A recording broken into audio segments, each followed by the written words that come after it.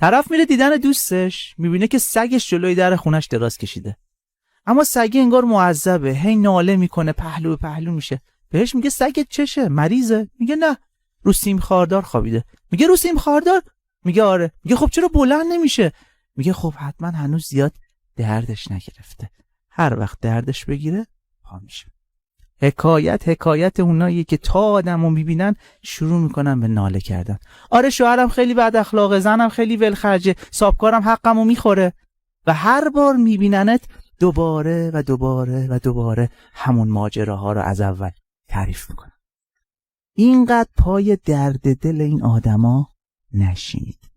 اونا اگه واقعا اونجوری که دارن تعریف میکنن اذیت میشدن، تا حالا یه کاری برای خودشون کرده بودن. یه مطلبی توی پرانتز خیلی مهمه که اگه چیزی عزیزت رو ناراحت کرده و میخواد در موردش با تو صحبت کنه و سبک شه، با حوصله گوش بدی تا آروم شه. بحث من سر کساییه که قرقر کردن عادتشونه. همونا که اگه تو دیگه به حرفاشون گوش ندی، بلند نمیشن یه کاری بکنن، بلکه به جاش میرن یه گوش مفت دیگه برای ناله کردن پیدا میکنن.